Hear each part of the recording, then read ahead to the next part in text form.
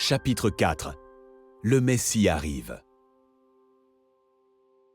Par la bouche des prophètes, Dieu a promis qu'un jour viendrait où il établirait un royaume de justice sur lequel il régnerait lui-même. Il a également promis qu'un jour, il purifierait les hommes du mal et leur apporterait le salut du péché. Les prophètes ont annoncé bien plus que cela. Ils ont révélé que Dieu enverrait un homme dans ce monde qui d'abord viendrait pour sauver du péché, puis reviendrait plus tard en tant que roi et juge. Le nom qu'il donnait à ce sauveur, roi et juge à venir était Messie.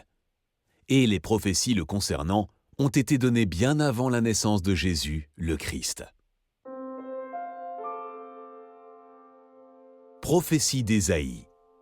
Emmanuel. Voici mon serviteur que je soutiens, celui que j'ai choisi, qui fait toute ma joie. Je lui ai donné mon esprit, et il établira le droit pour tous les peuples. Mais il ne criera pas, il n'élèvera pas la voix, il ne la fera pas entendre dans les rues. Il ne brisera pas le roseau qui se ploie et n'éteindra pas la flamme qui faiblit, mais il établira le droit selon la vérité. Il ne faiblira pas, il ne ploiera pas, jusqu'à ce qu'il ait établi le droit sur terre, jusqu'à ce que les îles et les régions côtières mettent leur espoir en sa loi. Car voici ce que dit l'Éternel Dieu qui a créé les cieux et les a déployés, lui qui a disposé la terre avec tout ce qu'elle produit, qui a donné la vie aux hommes qui la peuplent et le souffle de vie à ceux qui la parcourent. Moi, l'Éternel, moi, je t'ai appelé dans un juste dessein, et je te tiendrai par la main. Je te protégerai et je t'établirai pour conclure une alliance avec le peuple, pour être la lumière des peuples étrangers, pour ouvrir les yeux des aveugles, pour tirer du cachot les prisonniers, de la maison d'arrêt ceux qui habitent les ténèbres. C'est pourquoi le Seigneur vous donnera lui-même un signe. Voici, la jeune fille sera enceinte et elle enfantera un fils, elle lui donnera pour nom Emmanuel, Dieu avec nous. Car un enfant est né pour nous, un fils nous est donné, et il exercera l'autorité royale. Il sera appelé Merveilleux Conseiller, Dieu fort, Père à jamais et Prince de la paix. Il étendra sa souveraineté et il instaurera la paix qui durera toujours au trône de David et à tout son royaume. Sa royauté sera solidement fondée sur le droit et sur la justice, dès à présent et pour l'éternité. Voilà ce que fera le Seigneur des armées célestes dans son ardent amour. L'Esprit de l'Éternel reposera sur lui, et cet Esprit lui donnera le discernement, la sagesse, le conseil et la force. Il lui fera connaître et craindre l'Éternel. Il sera tout empreint de la crainte de l'Éternel. Il ne jugera pas d'après les apparences et n'arbitrera pas d'après des ouï-dire. Il jugera les pauvres avec justice et il arbitrera selon le droit en faveur des malheureux du pays. Il frappera la terre de sa parole comme avec un bâton. Le souffle de sa bouche abattra le méchant. Il aura la justice pour ceinture à ses reins et la fidélité pour ceinture à ses hanches. On ne commettra plus ni mal ni destruction sur toute l'étendue de ma montagne sainte. Car la terre sera remplie de la connaissance de l'Éternel comme les eaux recouvrent le fond des mers. Voici, mon serviteur agira en toute sagesse. Il sera haut placé, très élevé, grandement exalté. Beaucoup ont été horrifiés, tellement son visage était défiguré, et tant son apparence n'avait plus rien d'humain. Car il accomplira le rite de l'aspersion pour des peuples nombreux. Les rois, à son sujet, resteront bouche close, car ils verront eux-mêmes ce qui ne leur avait pas été raconté. Ils comprendront ce qui ne leur avait pas été annoncé. Qui a cru à notre message ? À qui a été révélée l'intervention de l'Éternel ? Il a grandi tout droit comme une jeune pousse ou comme une racine sortant d'un sol aride.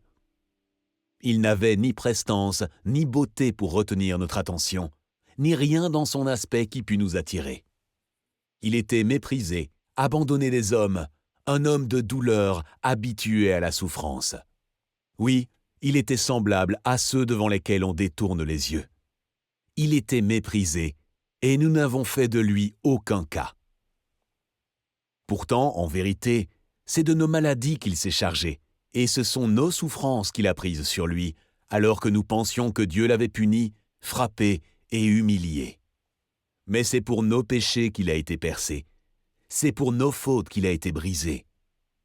Le châtiment qui nous donne la paix est retombé sur lui, et c'est par ses blessures que nous sommes guéris. Nous étions tous errants, pareils à des brebis, chacun de nous allait par son propre chemin. L'Éternel a fait retomber sur lui les fautes de nous tous.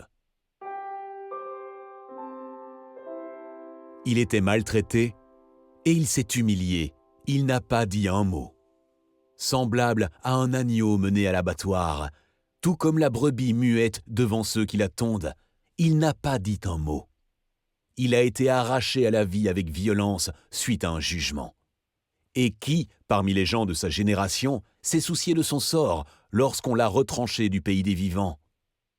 Il a été frappé à mort à cause des péchés que mon peuple a commis. On a mis son tombeau avec celui des criminels et son sépulcre avec celui des riches, alors qu'il n'avait pas commis d'acte de violence et que jamais ses lèvres n'avaient produit la tromperie. Mais il a plu à Dieu de le briser par la souffrance. Bien que toi, Dieu, tu aies livré sa vie en sacrifice de réparation, il verra une descendance. Il vivra de longs jours et il accomplira avec succès ce que désire l'Éternel. Car après avoir tant souffert, il verra la lumière et il sera comblé. Beaucoup de gens le connaîtront, et pour cela, mon serviteur, le juste, leur accordera le statut de juste et se chargera de leurs fautes. Voilà pourquoi je lui donnerai une part avec ces gens nombreux. Il partagera le butin avec la multitude, car il s'est dépouillé lui-même jusqu'à la mort et s'est laissé compter parmi les malfaiteurs, car il a pris sur lui les fautes d'un grand nombre. Il a intercédé en faveur des coupables. Voici ce que dit l'Éternel qui délivre Israël, qui en est le Dieu saint, à l'homme méprisé et détesté du peuple, celui dont les despotes ont fait leur serviteur. Les rois t'apercevront et ils se lèveront. Les princes te verront, ils se prosterneront. Afin d'honorer l'Éternel qui est fidèle, oui, le Saint d'Israël qui t'a choisi. Vous tous qui avez soif, venez chercher de l'eau. Et même vous qui n'avez pas d'argent, venez, achetez et mangez. Venez acheter sans argent, oui, sans paiement, du vin, du lait.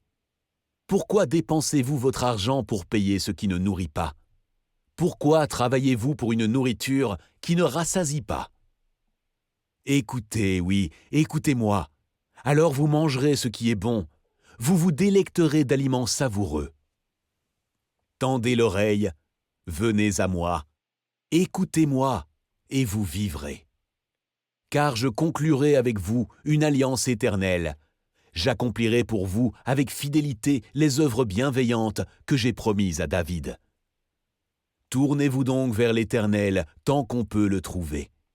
Adressez-vous à lui tant qu'il est proche. Que le coupable abandonne sa voie et l'homme malfaisant ses mauvaises pensées. Et qu'il revienne à l'Éternel qui aura compassion de lui, à notre Dieu qui lui accordera un pardon généreux. Prophétie de Daniel. Au cours de la première année du règne de Balthazar, roi de Babylone, comme Daniel était couché sur son lit, il eut un rêve. Des visions se présentèrent à son esprit. Il consigna le rêve par écrit. En voici le récit.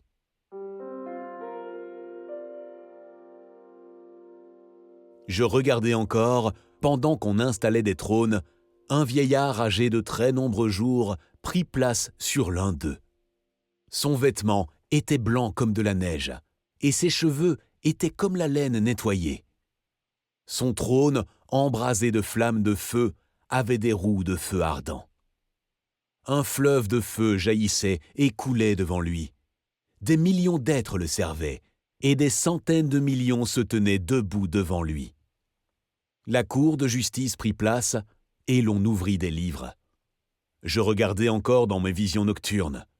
Sur les nuées du ciel, je vis venir quelqu'un semblable à un fils d'homme. Il s'avança jusqu'au vieillard âgé de nombreux jours, et on le fit approcher devant lui. On lui donna la souveraineté, et la gloire, et la royauté. Et tous les peuples, toutes les nations, les hommes de toutes les langues lui apportèrent leurs hommages. Sa souveraineté est éternelle, elle ne passera jamais, et quant à son royaume, il ne sera jamais détruit.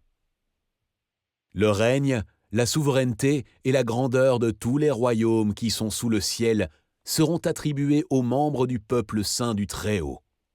Le règne de ce peuple est éternel, et toutes les puissances du monde le serviront et lui obéiront. Les nombreux humains qui dorment dans la poussière de la terre se réveilleront, les uns pour la vie éternelle, les autres pour la honte et l'horreur éternelle. Les hommes qui auront eu de la sagesse resplendiront alors comme le firmament. Ceux qui auront amené un grand nombre à être justes brilleront comme les étoiles, à toujours et à jamais. Un message du roi de Perse au monde entier. Le roi Darius écrivit aux gens de tous les peuples, de toutes les nations et de toutes les langues qui habitent la terre entière, « Que votre paix soit grande. Je décrète que, dans toute l'étendue de mon royaume, on tremble de crainte devant le Dieu de Daniel, car il est le Dieu vivant qui subsiste éternellement. Son règne ne sera jamais détruit. Sa souveraineté durera à toujours. Il délivre et il sauve, et il accomplit des prodiges, des signes extraordinaires dans le ciel et sur terre. Prophétie de Zacharie. Tressaille d'allégresse, ô communauté de Sion. Pousse des cris de joie, ô communauté de Jérusalem.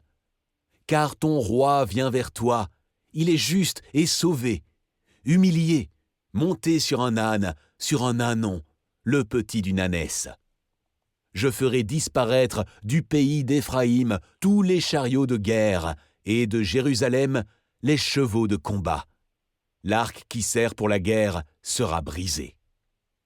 Ce roi établira la paix parmi les peuples. Sa domination s'étendra d'une mer jusqu'à l'autre, et depuis le grand fleuve jusqu'aux confins du monde. Et l'Éternel leur Dieu, en ces temps-là, les sauvera. Il sauvera son peuple, tout comme un berger son troupeau, et ils resplendiront dans son pays, tels des joyaux. Comme ils seront heureux, et comme ils seront beaux. Le froment donnera vigueur aux jeunes gens, le vin nouveau aux jeunes filles. En ce jour-là jaillira une source pour purifier de leurs péchés et de leurs impuretés la famille de David et les habitants de Jérusalem. Et il arrivera en ce jour-là, déclare l'Éternel, le Seigneur des armées célestes, que j'extirperai du pays jusqu'au nom des idoles, et l'on ne s'en souviendra plus. J'ôterai aussi du pays les faux prophètes et les dispositions impures. Prophétie du roi David. L'Esprit de l'Éternel s'est exprimé par moi. Ses paroles sont sur ma langue. Le Dieu d'Israël a parlé. Le rocher d'Israël m'a dit, « Le juste gouverneur des hommes qui gouverne avec la crainte de Dieu est pareil au soleil qui se lève au matin et répand sa lumière dans un ciel sans nuages. Et la verdure sort de terre par ses rayons et par la pluie. N'en est-il pas ainsi de ma dynastie devant Dieu, puisqu'il a conclu avec moi une alliance éternelle, en tout bien établie, et qu'il respectera toujours? En toutes circonstances, il œuvre à mon salut, il accomplit tous mes désirs. Quand le moment sera venu pour toi de rejoindre tes ancêtres décédés, j'établirai après toi l'un de tes propres descendants pour te succéder comme roi, et j'affermirai son autorité royale. C'est lui qui construira un temple en mon honneur, et je maintiendrai à toujours son trône royal. Je serai pour lui un père, et il sera pour moi un fils. S'il fait le mal, je me servirai d'homme pour le corriger par des coups et des châtiments. Je le soutiendrai de ma forte main, et mon bras le rendra fort. Ses ennemis ne pourront jamais le surprendre, aucun homme inique ne pourra le maltraiter. J'écraserai devant lui tous ses adversaires, et je frapperai ceux qui le haïssent. Toujours mon fidèle amour l'accompagnera. Grâce à moi, il relèvera le front. Il m'invoquera par ces mots. Toi, tu es mon Père et mon Dieu, le rocher où je trouve le salut. Je ferai subsister pour toujours sa postérité, et son trône durera autant que les cieux. Prophétie de Malachie. Eh bien, je vais envoyer mon messager pour qu'il aplanisse la route devant moi. Et soudain, il viendra pour entrer dans son temple, le Seigneur que vous attendez. C'est l'ange de l'Alliance, appelé de vos vœux. Le voici, il arrive, déclare l'Éternel, le Seigneur des armées célestes. Mais qui supportera le jour de sa venue? Ou qui tiendra quand il apparaîtra? Car il sera semblable au brasier du fondeur, au savon des blanchisseurs. Et je viendrai à vous en vue du jugement, et je me hâterai d'être un témoin à charge contre les magiciens, contre les adultères et contre les parjures, contre ceux qui privent l'ouvrier de son gain, contre ceux qui oppriment la veuve et l'orphelin, et contre ceux qui violent le droit de l'immigré, ceux qui ne me craignent pas, déclare l'Éternel, le Seigneur des armées célestes. Moi, je suis l'Éternel, et je n'ai pas changé. À cause de cela, descendants de Jacob, vous n'avez pas encore été exterminés. Depuis le temps de vos ancêtres, vous vous détournez de mes lois, et vous n'y obéissez pas. Revenez donc à moi, et moi, je reviendrai à vous, déclare l'Éternel, le Seigneur des armées célestes. Eh bien, vous avez dit, il est bien inutile de servir Dieu. Et qu'avons-nous gagné en lui obéissant et en menant le deuil devant le Seigneur des armées célestes? C'est pourquoi maintenant, nous estimons heureux les arrogants, car ceux qui font le mal prospèrent, tout en mettant Dieu au défi, ils s'en sortent indemnes. Mais ceux qui craignent l'Éternel se sont entretenus les uns avec les autres, et l'Éternel a prêté attention à ce qu'ils se sont dit. Il les a entendus, alors on a écrit un livre devant lui pour que soit conservé le souvenir de ceux qui craignent l'Éternel et qui l'honorent. Au jour où j'agirai, déclare l'Éternel, le Seigneur des armées célestes, ces gens m'appartiendront et me seront précieux. J'aurai compassion d'eux, tout comme un père a de la compassion pour un fils qui le sert. Alors, à nouveau vous verrez qu'il y a une différence entre les justes et les méchants, et entre celui qui sert Dieu et celui qui ne le sert pas. Car voici, le jour vient, ardent comme un brasier, où tous les arrogants et ceux qui font le mal seront comme du chaume. Ce jour-là, ils seront consumés par le feu, déclare l'Éternel, le Seigneur des armées célestes. Et il n'en restera ni rameau, ni racine. Mais pour vous, cependant, vous qui me craignez, pour vous se lèvera le soleil de justice, qui portera la guérison dans ses rayons. Alors vous sortirez et vous gambaderez, tout comme des veaux à l'engrais.